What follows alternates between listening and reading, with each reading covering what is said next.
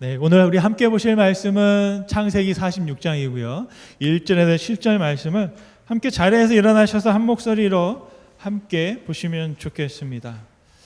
요셉의 이야기를 통해서 하나님의 형통의 지혜를 따라가고 있고요.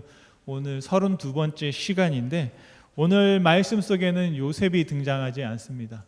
요셉의 아버지 야곱과 또 그 아들들 사이에 있었던 대화의 내용입니다. 같이 한번 가나안에서 있었던 그 대화의 이야기를 하나님의 말씀으로 받고 함께 읽겠습니다. 창세기 46장 1절 말씀.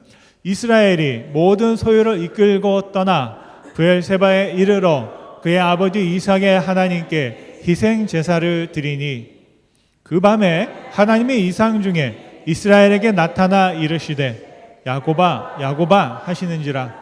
야곱이 이르되 내가 여기 있나이다. 하나님이 이르시되 나는 하나님이라. 내 아버지의 하나님이니 애굽으로 내려가기를 두려워하지 말라. 내가 거기서 너로 큰 민족을 이루게 하리라. 내가 너와 함께 애굽으로 내려가겠고 반드시 너를 인도하여 다시 올라올 것이며 요셉이 그의 손으로 내 눈을 감기리라 하셨더라. 야곱이 브엘세바에서 떠날새 이스라엘의 아들들이 바로가 그를 태우려고 보낸 수레에 자기들의 아버지 야곱과 자기들의 처자들을 태우고 그들의 가축과 가나안 땅에서 얻은 재물을 이끌었으며 야곱과 그의 자손들이 다 함께 애굽으로 갔더라. 이와 같이 야곱이 그 아들들과 손자들과 딸들과 손녀들 곧 그의 모든 자손을 데리고 애굽으로 갔더라. 아멘. 자리에 앉으시겠습니다. 여러분, 하나님께서는 우리 야곱에게 형통의 길을 보이셨고 또 말씀으로 인도하셨습니다. 여러분, 요셉의 이야기를 통해서 하나님의 형통의 지혜를 살펴보고 있는데요. 방금 전 말씀드렸던 것처럼 오늘의 본문의 말씀은 요셉이 등장하지 않습니다. 요셉은 등장하지 않지만 요셉에 대한 소식은 있었습니다. 놀라운 소식입니다. 기가 막힌 소식입니다. 죽을 줄 알았던 아들이 살아있다라고 그 야곱의 아들들이 전하는 것이었습니다. 그것도 더 놀라운 건 뭐냐면 그 요셉이 그 당시 가장 강대국이었던 애굽, 이집트의 총리가 되어 있다라는 사실입니다. 여러분 믿으시겠습니까? 전 도저히 믿지 못할 것 같습니다. 저는 어제도요 정말 믿지 못할 광경을 한번 봤는데요. 정말 하나님께서 얼마나 은혜를 주셨는지 몇 주 전, 벌써 몇 달 전 사고를 당하셨던 우리 안재희 권사님이 오셨어요. 오셔서 저렇게 자기가 이렇게 기대고 서서 계시더라고요. 사지가 다 골절되었는데 이번 주에 저희가 자기 친구, 동생이며 친구네요.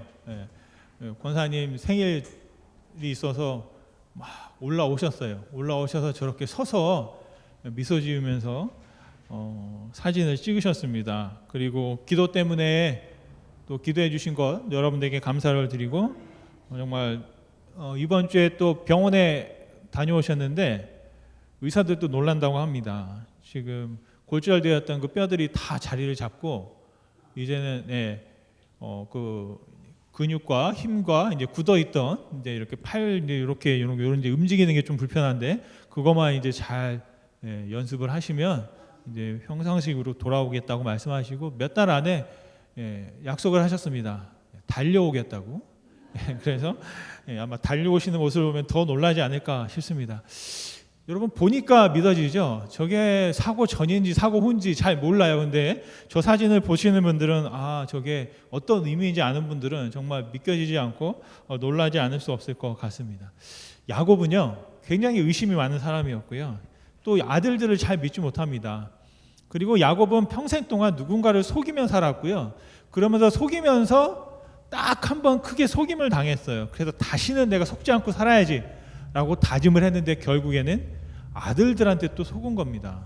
그래서 자기가 사랑하고 아끼는 요셉을 잃어버리게 되었던 걸 볼 수 있습니다. 그런데 언제 야곱이 믿게 되냐면 애굽에서 보내온 수레를 보면서 믿게 된 거예요. 그것도 한 대도 아니고 여러 대를 보낸 것 같습니다. 왜냐하면 오늘 본문의 5절 말씀에 보니까 이렇게 기록되어 있습니다. 같이 읽겠습니다. 야곱이 브엘세바에서 떠날 새 이스라엘의 아들들이 바로가 그를 태우려고 보낸 수레에 자기들의 아버지 야곱과 자기들의 처자들을 태우고, 요즘 말로 하면 전용기를 보냈다, 아니면 큰 관광버스를 보냈다 이럴 텐데, 그 당시에 수레가 얼마나 컸는지 모르겠으나 그 수레에 누가 탔냐면 아버지 야곱, 또 자기 형제들의 그 자녀들의 아들과 딸이 탔다고 하는데요. 그 당시만 해도 아들이 몇 명이었어요? 11명이나 있었죠. 아내가 한 명이 아니에요. 또 여러 명이 있습니다. 그 여러 명이 놓은 아들도 어린 자녀들까지 있기 때문에 최소 수십 명에서 결국에는 한 100명이 넘지 않을까 싶습니다. 그런데 그 많은 사람이 수레를 탔다고 하는 것은 그렇게 한 대가 아니라 여러 대의 수레, 제가 생각하기에는 아마 그 지파마다 하나씩 수레를 보내지 않았을까 싶습니다. 그러니까 이제 야곱이 애굽으로 갈 때에는 수레 한 열 몇 대가 나란히 쫙 가는 거죠. 아마 그 지역에 있던 사람들이 볼 때는 깜짝 놀랄 겁니다. 막 관광버스 한 몇 대가 막 쭉 줄지어서 가고 있는 그런 장면이 펼쳐지고 있는 것을 볼 수 있습니다. 그러면서 그 수레를 타고 야곱이 어디로 갑니까? 애굽으로 출발하게 되었습니다. 다시 한번 오늘 말씀을 보면 야곱이 결국에는 자기 아들들의 말을 믿은 거예요. 요셉을 아직 보지 못했어요. 그런데 한번 믿어보기로 했습니다. 그리고 모험하기로 했습니다. 지금까지는 경험해 본 적이 없던 기후변화로 말미암아서 2년 동안 가뭄이 있었고요. 이제는 좀 나아지려나 하는 상황 가운데 그 자녀들이 하는 말이 뭐냐면, 당신의 사랑하는 아들 요셉이 하는 말이 아직 5년 동안 더 기근이 있을 것이라고 하니 애굽으로 와서 생명을 보존하라 라고 했다라는 겁니다. 아마 그 말을 들었을 때 야곱은 긴가민가 했을 거예요. 세상 살면서 그런 적이 없었거든요. 그런데 어떻게 그런 일이 있지? 어떻게 보면 아들들이 애굽으로 가고 싶어서 혹시 자기에게 또 이런 말을 지어내는 거 아닌가 라고 고민할 수도 있었습니다. 그런데 수레를 보고 믿음을 갖게 됐고요. 결국에는 자기가 마지막 말년을 보내기로 했던 바로 그 헤브론에서 떠나서 애굽으로 가게 됐습니다. 혹시 여러분의 마지막 시간을 어디서 보내기를 원하십니까? 에머스에서 보내시기를 원하는지 믿습니다. 네, 여기가 여러분의 마지막이 되기를 간절히 소원합니다. 우리 학생들은 아멘을 안 해요. 나는 어떻게든지 떠날 거야. 길어야 3년, 5년이야. 여기를 떠나는 게 나의 소망이야 라고 생각하는 분들도 계실 겁니다. 그런데 제가 소망하기는 야곱이 그랬어요. 이제 내가 이 헤브론 가나안 땅이 나의 마지막이야 라고 했는데, 오늘 그 자신의 모든 생각이 다 깨어지고 결국에는 새로운 모험, 해외 이민을 가게 되는 겁니다. 다른 나라로. 제가 폴 트리니의 그 박사님이 이런 말씀을 했습니다. 책 제목이 재밌는데요. 귀가 아니라 귀를 핥으시는 하나님이라는 제목인데, 그 책에 이런 문구가 있습니다. 인생에서 마지막 모험이란 없다라는 겁니다. 여러분, 야곱이 이제는 마지막인 줄 알았는데 굉장히 야곱이 아주 스펙타클하고 자기 말로 험악한 세월을 보냈다고 했습니다. 그런데 아직도 끝나지 않은 거예요. 또다시 모험을 시작하게 되었고요. 그래서 오늘 말씀의 제목은 뭐냐면, 하나님께서 그 모험을 통해서 야곱을 형통으로 이끄시는데, 우리 야곱을 통하여 하나님께서 보여주고라 하는 그 형통의 지혜, 모험의 지혜가 무엇인지를 잠깐 보려고 합니다. 야곱은요, 모험을 떠나기 전에 먼저 한 것이 있습니다. 첫째, 하나님께 제사를 드렸습니다. 야곱이 망설였어요. 여러분, 지금 와서 한번 생각을 해보십시오. 에머스를 떠나서 어디 다른 곳에 가서 다시 새롭게 시작한다는 게 쉬운 일이 아닙니다. 특별히 야곱에게는 이 가나안, 자기가 살고 있는 곳이 자기가 출생한 지역이고, 또 다시 뭐 여러 가지 떠돌기도 했지만 자기의 고향과도 같은 곳이에요. 보니까 여기 계셨던 분들도, 고향인 분들은 다른 곳에 갔다가 다시 이 에머스로 와서 또 마지막 시간을 보내고 계신 분도 계십니다.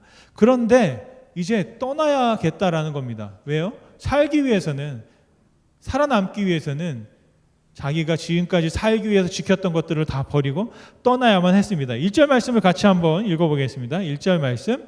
이스라엘이 모든 소유를 이끌고 떠나 부엘세바에 이르러 그의 아버지 이삭의 하나님께 희생 제사를 드리니. 아멘.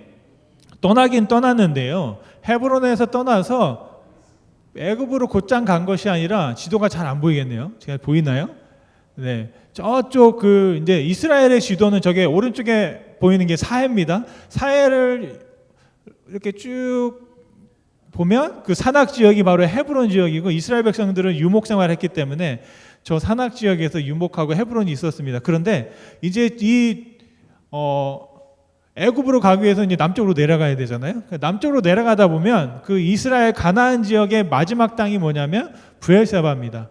그런데 야곱이 바로 그 브엘세바에 있게 되었고, 그 브엘세바에서 무엇을 하느냐? 제사를 드리게 되었습니다. 저 지도를 보시면 그 야곱의 일대기를 볼 수 있는데요. 원래는 야곱이 아버지 이삭과 함께 브엘라 헤로이라고 하는, 지금은 이집트 땅이죠, 광야에서 태어나서 나중에 그 이삭이 브엘세바로 와서 우물을 팝니다. 그 우물을 파는데 7개를 파요. 그 브엘세바가 뭐냐면 7개의 우물이라는 뜻입니다. 그러다가 이제 무슨 일이 벌어지냐? 저기 야곱이 누구죠? 아버지를 속이잖아요. 속여가지고 어디 가냐? 도망가다가 베델에서 잠시 머물다가 어디까지 도망가냐면 하란까지, 자기 어머니의 삼촌 라반이라는 그 삼촌이 있는 집에 도망가게 됩니다. 그리고 거기서 그 삼촌에게 14년간 계속 속임당하고, 처음에 들어가서 그 둘째 딸과 결혼한 줄 알았더니 아침에 일어나 보니까 첫 딸이 딱 자기 얼굴한테 이렇게 보고 있고, 놀라가지고 다시 또 7년을 봉사하고 하는 그런 일이 벌어집니다. 그런데 저기 있다가 결국에는 하란에서 다 잊지 못하고 다시 내려오게 됩니다. 지도를 보시면 저 하란에서 내려와서 다시 어디로 가냐면 아버지가 계신 헤브론까지 오게 되는데, 그때 어디를 지나갑니까? 저 오른쪽 끝에 보면 압복강이라고 있습니다. 근데 막 이제 자식 가족들을 데리고 다시 고향으로 돌아오는데 문제가 있어요. 뭐가 있어요? 에서 쌍둥이 형이 딱 살아 있는 거예요. 그것도 엄청 용맹한 사람입니다. 군사들을 이끌고 자기가 온다는 소식을 듣고 막 저기까지 달려오는 겁니다. 그랬을 때 야곱이 머리를 썼어요. 어떻게 해요? 불쌍하게 보이자. 그래서 자신은 강을 건너가지 않고 자기 자녀들과 아내를 먼저 강을 건너보내요. 그리고 자기는 그 강 건너편에 있는 겁니다. 망설이고 못 가는 거예요. 야곱이 이런 사람이었어요. 그런데 어떤 일이 벌어지냐면 갑자기 밤에 공격을 당합니다. 그 공격당하는 야곱이 살려고 막 싸움을 시작해요. 그 밤새 싸우다가 결국에는 그 상대방이 도저히 못 참겠다해서 반칙을 씁니다. 그래가지고 여기 환도뼈를 내리 쳐가지고요. 예, 그때부터 어떤 일이 벌어지냐면 야곱이 이제는 형을 만나야 돼요. 형을 만나면 싸울 수도 있는데 다리를 절기 시작합니다. 그때부터.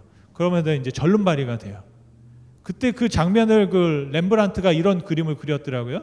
천사와 그 야곱이 이제 씨름하는 그런 장면을 이렇게 보여주고 있는데, 그때 어떻게 되냐? 이 야곱이 불구가 되는 거예요. 절름발이가 되고, 그리고 결국에는 강을 건너갑니다. 강을 건너가서 에서를 만나게 되는데, 중요한 사건이 있습니다. 여기서 결국에는 이 야곱이 끝까지 포기하지 않는 거예요. 그래서 하나님이 뭐라고 하냐면, 야, 이제 내가 졌다. 그러면서 이제 그 야곱이 환도표를 친 거거든요. 하나님이 너의 이름은 지금부터 뭐라고 하느냐? 야곱이 아니다, 이스라엘이라고 해라 라고 했어요. 근데 이스라엘이라는 뜻이 뭐냐면 그렇게 좋은 뜻은 아니거든요.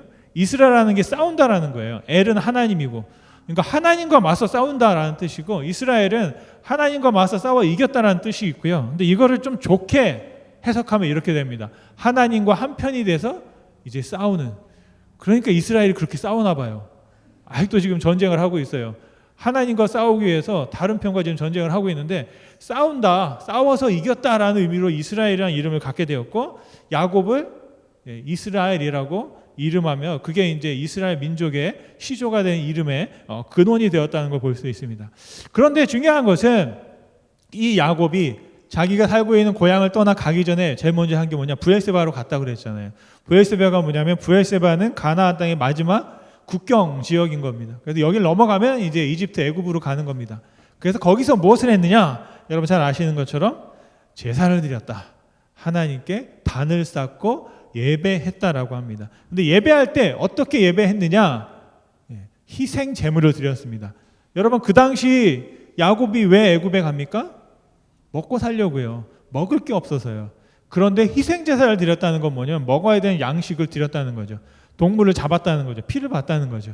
그래서 하나님께 희생 제사를 드렸다는 겁니다. 중요한 것은 누구에게 드렸느냐? 계속 말씀드립니다. 아버지 이삭의 하나님께 제사를 드렸습니다.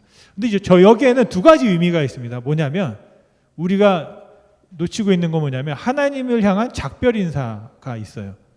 그게 무슨 말이냐면 그 당시에 여러분 한국의 시골에 가면 뭐가 있죠? 이렇게 저도 시골에 가다 보면 교회를 갔다 올 때마다 항상 오싹오싹한 게 있어요. 뭐냐면 바닷가 근처에 허름한 집이 하나 있는데 거기에 뭐가 있냐면 사람들 장례할 때 관하고 상해라고 그러죠. 그 꽃가마 꽃상해라고 했는데 그거를 모아놓은 그 집체가 거기 있어요. 그래서 사람이 돌아가시면 그걸 꺼내서 거기에서 이제 관을 꺼내서 거기다가 싣고 이제 이렇게 띵렁 이제 가면 언제 오나 뭐 이제 가면 언제 오나 이거를 하는데 그거를 꼭 그 바닷가 그 길 옆에 신장로라고 하죠. 거기에 있는데 거기 앞을 지나갈 때면 갑자기 막 머리가 막 이렇게 서고 우쭉우쭉하고 그래요. 그리고 또 뭐가 있냐면 마을에 들어갈 때 큰 나무가 있잖아요. 거기에다가 막 알록달록한 뭘 이렇게 막 해놨잖아요. 그리고 또 그래요. 거기서 뭐 밤에 뭐 도깨비불이 나왔다, 뭐 했다, 뭐 누가 누구를 뭐 쫓아갔다, 막 이제 그런 소문들이 막 오고 그러다 보니까 거기를 지나갈 때마다 막 이렇게 있어요. 근데 중요한 게 있어요. 뭐가 있냐면 거기를 벗어나면 편안해져요. 무슨 말씀인지 아세요? 그 근처를 지나가면 내가 막 떠는데 거기를 딱 일단 패스하고 고개를 딱 넘어가면 그때부터는 살았다 막 이렇게 되는 거예요. 그래서 막 걸어가다가 거기를 지나갈 때는 막 이렇게 걸어가다가 딱 넘어가면 하고 안심이 돼요. 이게 무슨 말이냐면 과거에 이스라엘 백성들이나 그 하나님에 대한 사람들의 인식이 어땠냐면 지역을 다스리는 하나님으로 알았거든요. 그래서 그 누구의 하나님 그러면 그 지역에서는 하나님의 영향력을 발휘하지만 거기를 벗어나면 힘이 없다고 생각했습니다. 그 결정적인 예가 누구냐면 요나입니다. 요나가 하나님의 명령을 받았잖아요. 니느웨로 가라 그랬는데 요나가 저는 못해요. 우리 왼수들을 내가 그냥 죽게 놔둬야지. 내가 가서 그 원수인 적국의 나라에 가가지고 하나님의 말씀을 전했을 때 갑자기 그들이 회개하고 하나님께 은혜를 받으면 안 됩니다. 그냥 저는 저 나라가 그냥 멸망하길 원합니다라고 어떻게 했어요? 욥바라는 곳에 가서 거기에서 배를 타고 저 멀리 터키 땅끝까지 다시스라는 곳으로 가려고 그랬어요. 이유가 뭔지 아세요? 거기는 하나님이 없기 때문에. 내가 이곳을 벗어나면 하나님의 영향권에서 벗어난다고 생각했기 때문에 요나는 이제 배를 타고 가장 먼 곳으로 도망간 겁니다. 그런데 그 말씀 속에서 우리에게 가르쳐주고 있는 건 뭐냐면 하나님이 그 가나안 이스라엘의 하나님이 아니라 온 세상을 지으신 하나님이고 너가 바다 끝까지 간다 할지라도 세상 끝까지 간다 할지라도 하나님이 거기 쫓아간다라는 겁니다. 여러분 기억하시기 바랍니다. 여러분 교회를 안 나온다고 하나님이 없는 게 아니고요. 이 에모스를 떠난다고 해서 하나님이 영향력 없는 게 아니에요. 어디에 가든지 하나님이 여러분을 불꽃 같은 눈동자로 지켜보고 같이 주목하고 계신 줄로 믿습니다. 그래서 어떻게 보면 야곱은 지금 하나님 앞에 예배할 때 두 가지가 걸렸던 거죠. 이제 하나님의 약속의 땅을 내가 등지고 애굽으로 가야 된다. 그러니까 이제부터 하나님 말씀은 없어요. 그런데 그런 생각을 해보게 되는 거예요. 하나님 이제 제가 애굽으로 가요. 어쩔 수가 없네요. 다시 돌아올지 안 돌아올지 기약이 없습니다. 제가 마지막 하나님께 제사를 드리고 가겠습니다. 애굽에 가면 하나님께 제사할 수 없잖아요. 애굽에 있는 바로를 섬겨야 되기 때문에 그러니까 내가 제사하겠습니다 라고 어떻게 보면 작별 인사를 드리고 있는 거고요. 그리고 하나님께 또 한 가지가 있다면 하나님 제가 가도 되겠습니까? 가도 되겠습니까? 한번 물어보고 있는 그런 장면이 이 제사의 의미가 있다고 생각합니다. 그랬을 때 하나님께서 그 제사를 받으시고 응답하시는데요. 두 번째를 보면 야곱은 어떻게 했냐? 하나님께서 응답하실 때까지 기다렸다가 그 하나님의 음성을 듣고 떠나는 것을 볼 수 있습니다. 여러분 우리가 기도할 때 지난번에 말씀드렸지만 내가 말하는 것보다 듣는 게 더 많아야 된다라고 말씀하시는 분들이 있어요. 내가 막 열심히 기도합니다. 주님 주시옵소서 할 줄로 믿습니다. 아멘 아멘 하고 딱 일어나서 갔어요. 그러니까 하나님이 잠깐 나 할 말이 있는데 잠깐만, 아니 제가 바빠요. 지금 빨리 또 가야 돼요. 그러니까 가고, 그럼 또 하나님 내가 할 말 못했는데, 뭐 이런 이제 생각을 한번 해볼 수 있거든요. 근데 야곱은 제사를 드리고 바로 떠난 게 아니라요, 하나님께도 응답하실 때를 기다렸다가 그 말씀을 듣고 떠난 걸 볼 수 있습니다. 하나님이 말씀하십니다. 그런데 잘 들어보십시오. 2절 말씀을 같이 한번 읽겠습니다. 2절 말씀. 그 밤에 하나님의 이상 중에 이스라엘에게 나타나 이르시되 야곱아 야곱아 하시는지라 야곱이 이르되 내가 여기 있나이다 하매. 아멘. 야곱을 몇 번 불렀습니까? 2번 불렀습니다. 야곱아 야곱아. 예. 그랬더니 야곱이 뭐라고 합니까? 내가 여기 있나이다. 이 똑같은 장면이 하나님께서 아브라함을 부를 때도 그렇게 말씀하셨어요. 같이 한번 읽어보겠습니다. 창세기 22장 11절 말씀입니다. 시작. 여호와의 사자가 하늘에서부터 그를 불러 이르시되 아브라함아 아브라함아 하시는지라 아브라함이 이르되 내가 여기 있나이다 하매. 아멘. 창세기 22장은 어떤 의미가 있냐면요, 여러분, 여기서는 아브라함아 아브라함아 이렇게 부른 게 아니에요. 아브라함아 아브라함아 이렇게 부른 거예요. 왜요?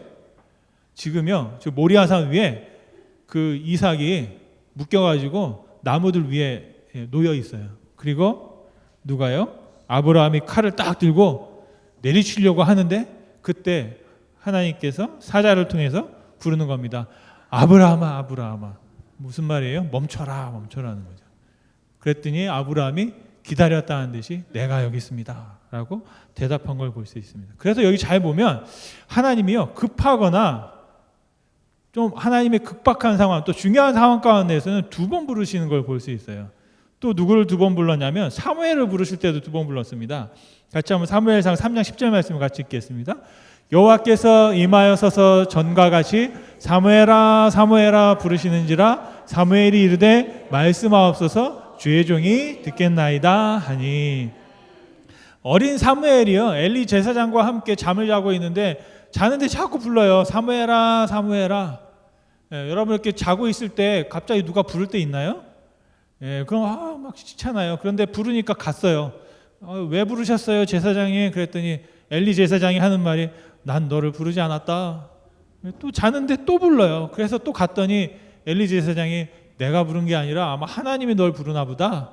그래서 이제 사무엘아 사무엘아 불렀더니 이제 사무엘이 어떻게 해요?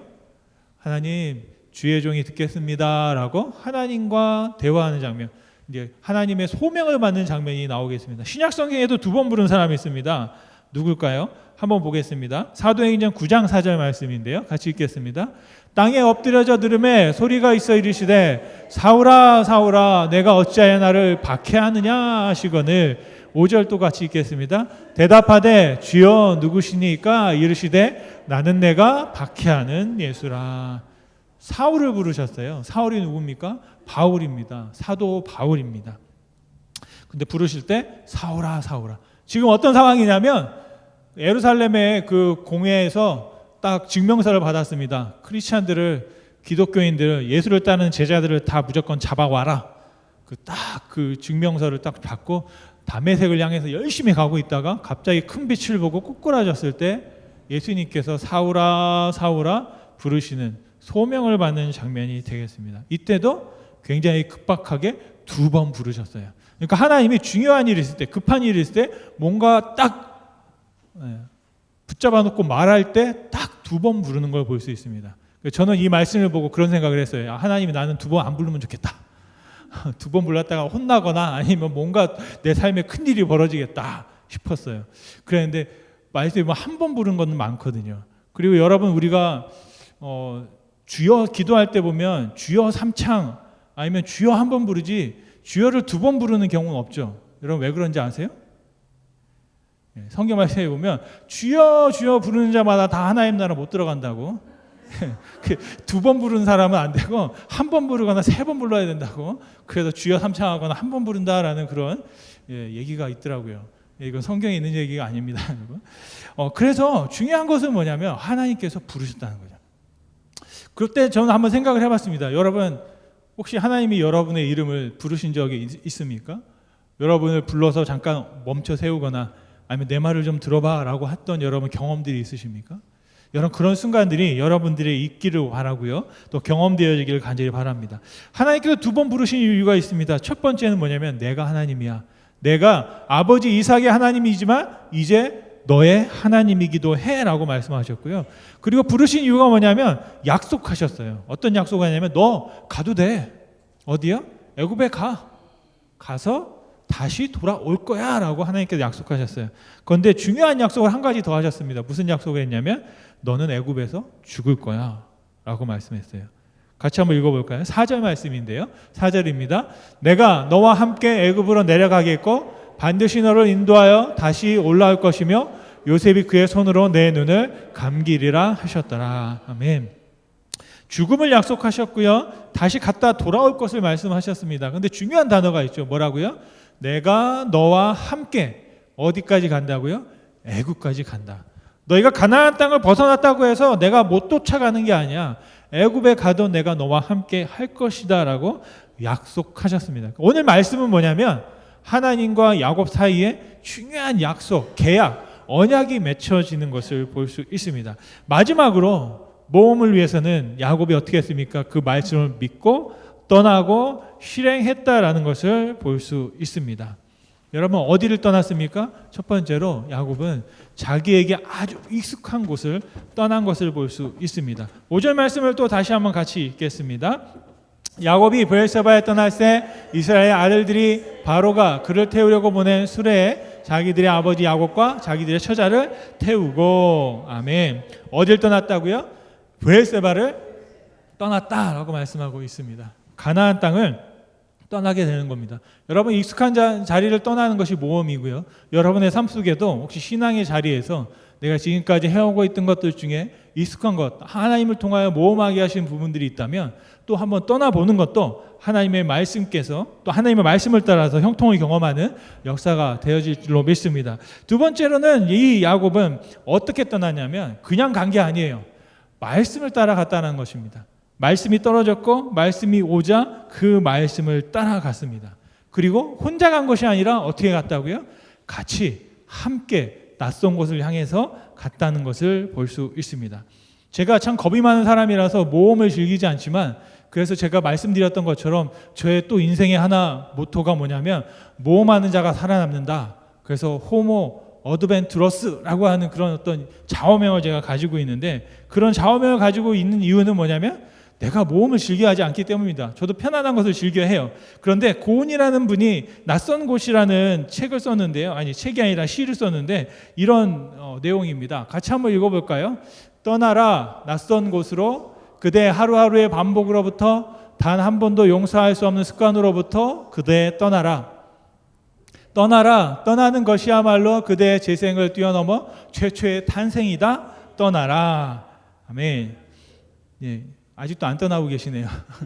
예, 오늘 말씀 딱 이제 떠날 때가 됐구나라고 여러분 직감하시는 좀 있습니다. 우리가 아무리 좋은 말씀이 있고 또 그 말씀이 우리에게 주어져 있다 할지라도 그 말씀이 가르치는 곳으로 떠나가 일하지 아니하면 그 말씀을 경험할 수 없는 것을 볼 수 있습니다.